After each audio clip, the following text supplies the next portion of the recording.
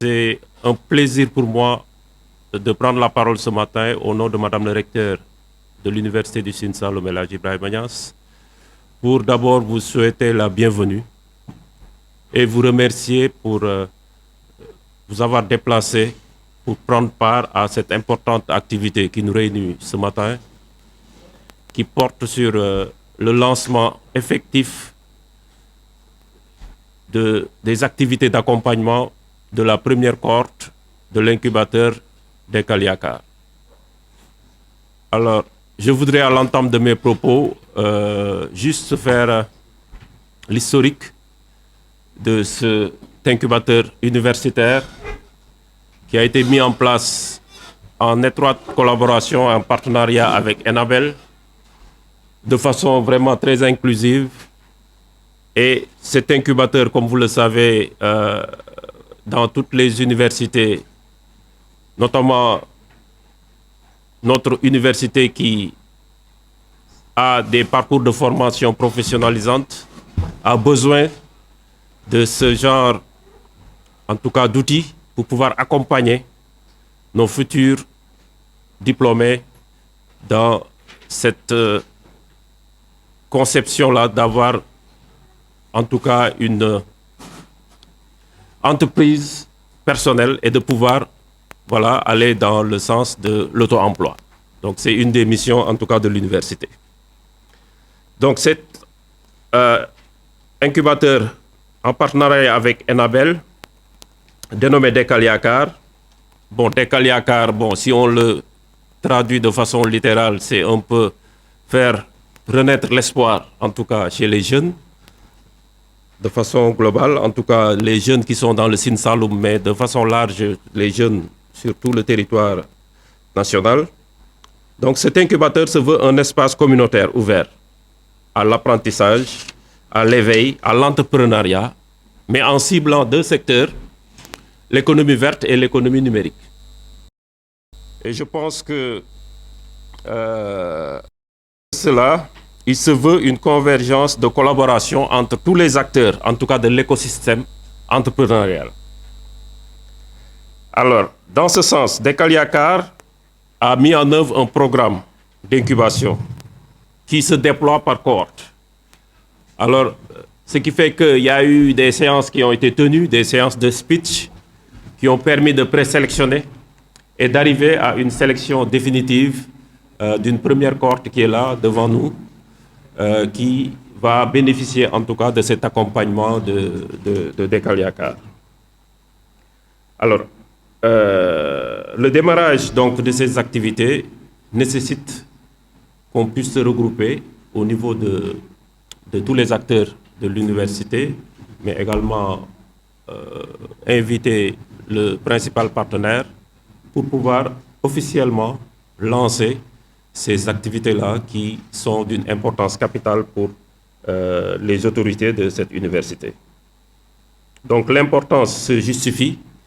Je pense que c'est de recevoir officiellement les incubés que vous êtes, okay, et de partager avec vous les informations clés qui sont liées à ce programme d'incubation. Enabel, agence belge de développement, à travers le pilier 1 dénommé Entrepreneuriat durable et création d'emplois décents, qui a pour objectif de soutenir et de guider les startups dans le développement de leurs projets entrepreneuriaux sous la houlette de l'Université du Sine Saloum El Hadji Ibrahima Niass, qui est notre partenaire institutionnel.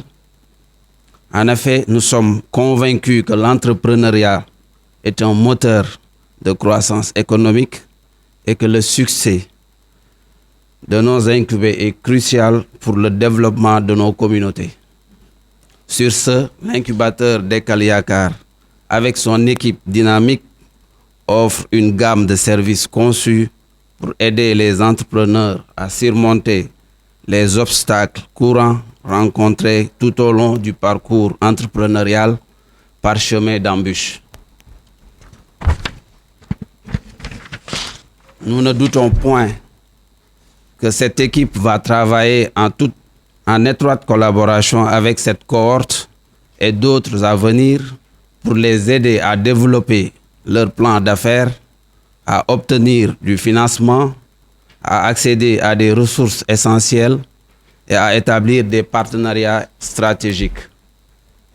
Des ateliers et des séminaires seront organisés pour renforcer leurs compétences entrepreneuriales et leur inculquer des connaissances nécessaires pour réussir dans leur entreprise. Je crois que ceux qui ont eu l'idée de mettre en place cet incubateur ne sont pas trompés parce qu'au-delà de l'accompagnement purement technique entrepreneurial, les incubés, les entrepreneurs ont besoin d'un appui technique, voilà, pour donner une innovation technique à leur projet.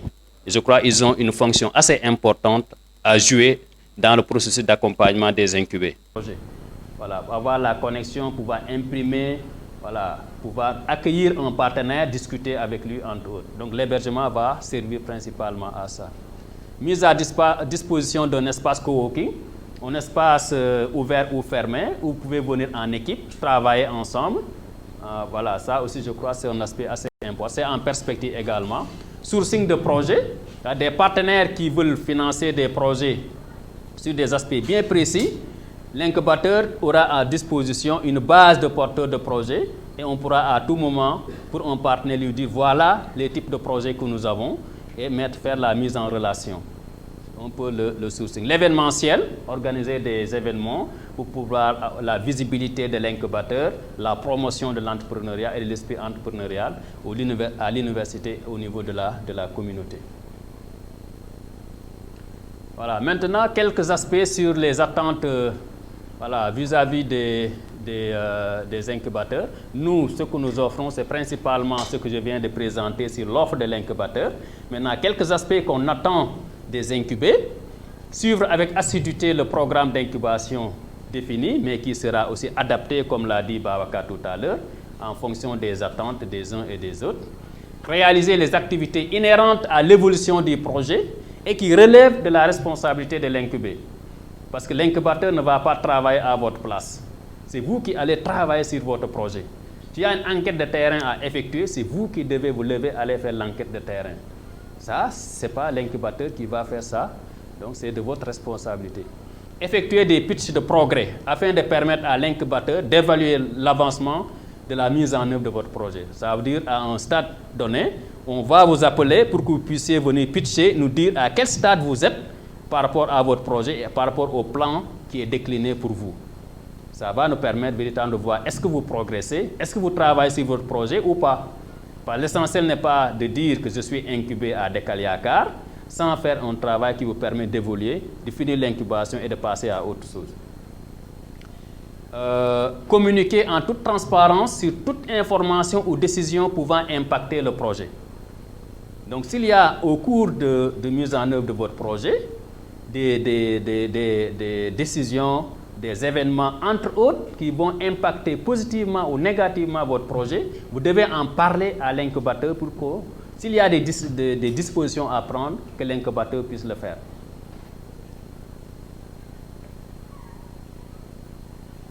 Voilà. Là aussi, ne pas s'engager dans plusieurs programmes d'incubation durant la même période. Ça, c'est assez important. C'est assez important. Signer une convention d'incubation avec Dekaliakar du mois de mai au mois de juillet. Signer une convention d'incubation avec Innovzik, là où je viens, de Ziguinchor. Et signer encore une convention. Voilà, ça va vous faire perdre du temps et de l'énergie et ça ne vous permettra pas d'avancer dans vos projets. Donc, il faut faire un choix par rapport à cet accompagnement-là. Investir au cas échéant les primes reçues dans le projet incubé. Ça veut dire, il y a, peut-être M. Vélé est mieux habilité pour en parler, s'il y a des primes qui sont données dans le cadre du projet, ce que l'incubateur attend, que ces primes-là puissent être investies dans le projet pour le bon fonctionnement du projet, pour l'évolution du projet, pas pour autre chose. Éviter ce qu'on dit, qu'on pourrait appeler un détournement d'objectifs par rapport à ce qu'on mettrait à votre disposition. Participer à la démo day prévue à la fin de la période d'incubation et à effectuer un pitch devant des experts. Voilà, ça j'en ai parlé tout à l'heure. Prendre soin des équipements de l'incubateur ou matériel mis à sa disposition. On espère que d'ici peu, on aura des équipements pour l'incubateur et l'espace sera ouvert aux incubés et vous pourrez venir travailler là-bas. Donc ça, maintenant, ça va nécessiter des comportements appropriés pour qu'on puisse sauvegarder notre environnement par rapport au matériel et par rapport à l'environnement d'une manière générale. Veiller sur la propreté des lieux, c'est un peu lié à ça. Espace coworking, toilettes, environnement immédiat de l'incubateur.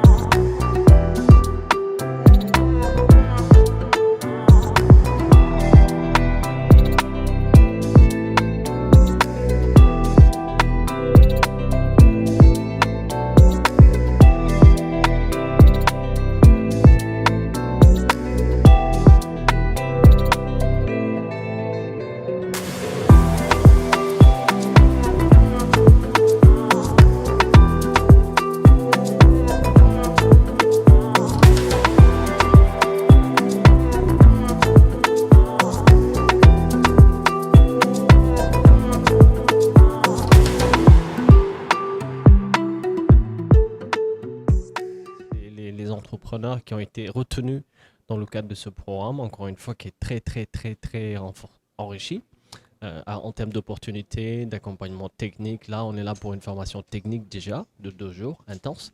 En termes d'apport financier, il y a aussi un volet qui sera pris en charge dans ce programme. Les entrepreneurs, en tout cas, qui seront vers la fin de ce programme, seront accompagnés financièrement. En termes d'opportunités de mise en relation dans les secteurs dans lesquels vous êtes aussi, il y a beaucoup d'opportunités. Globalement, c'est un programme qui est très fourni. Et justement, nous remercions l'UCN, bien sûr, avec tout le personnel et tous les partenaires qui sont autour de ce projet-là, que ce soit à travers les branches de l'État, l'INABEL aussi, et pour avoir contribué à la mise en place de ce programme des Kaliakar. Donc Concret, comme vous le savez, est un partenaire technique est toujours près de ses partenaires pour essayer de donner beaucoup plus de portée dans les initiatives prises au niveau nous sommes à Saint-Louis, au niveau de certaines localités, hein, on a des activités à Ziguinchor, on les fait un peu partout au niveau des zones qui sont les poumons économiques. Hein, quand on parle de poumons Kaolack, on sait ce que ça représente. Donc voilà, Concret, c'est vraiment avec très grand plaisir qu'on est là et qu'on essaie d'échanger et d'apporter aussi notre manière de faire, notre vision, pour être beaucoup plus dans les dispositions d'avoir un impact positif au niveau de ces jeunes entrepreneurs. Donc voilà, voilà pour moi. Et merci à vous en tout cas pour l'équipe de communication. Oui, aujourd'hui nous sommes là pour le lancement des activités d'accompagnement de la première cohorte d'incubateur des Kaliakar. Donc pendant 2 jours, nous avons déroulé 2 modules, à savoir le business model Canva et la proposition de valeur. Donc 2 outils qui sont très importants, en tout cas dans le processus de mise en place d'une entreprise. Le business model Canva qui va formaliser le plan d'affaires d'une entreprise et la proposition de valeur à côté qui permet à l'entreprise de décrire de manière correcte et précise la façon dont il va délivrer de la valeur à ses clients. Donc pendant 2 jours, nous avons interagi avec les incubés. Donc d'abord, ils ont choisi des entreprises fictives dans lesquelles ils ont travaillé. L'idée, c'est de les permettre de s'approprier des 2 outils. Ensuite, ils vont travailler dans leur propre projet. La sélection, c'était un long processus dans lequel des besoins ont été identifiés donc à partir d'un diagnostic, ce qui nous a permis de dégager un plan d'accompagnement spécifique pour chaque porteur de projet. Donc en fonction des besoins du porteur de projet, il y a un plan d'accompagnement spécifique qui lui est approprié. C'était plus de 23 projets. C'était 67 dossiers de candidature qui ont été reçus. Maintenant, il fallait qu'on fasse une sélection. 25 ont sorti parmi ces 67 dossiers de candidature-là. Donc, s'ils sont accompagnés à la fin du processus, ils pourront bénéficier d'Enabel et de l'UCN, puisque c'est un partenariat, ils pourront bénéficier de primes d'incubation. À la fin aussi, ils pourront bénéficier de seed funds, des fonds d'investissement. Non seulement cela, ils pourront bénéficier aussi d'espaces de travail, un incubateur qui va être construit pour eux. Maintenant, il y a d'autres partenariats qu'ils peuvent peut-être tisser à travers l'UCN et les autres partenaires, notamment leur fondation et d'autres partenaires financiers et techniques, notamment les partenaires publics et d'autres partenaires aussi qui veulent mettre la main à la pâte. Donc l'accompagnement va continuer, va se poursuivre. Bon, pour Enabel, Enabel est encore là aussi. Donc, on est en train de formuler aussi notre portefeuille de coopération de 2024 à 2029. Nous allons au-delà même de l'accompagnement dédié à l'économie verte et l'économie numérique. Nous allons dans l'entrepreneuriat agricole en général, avec grand A.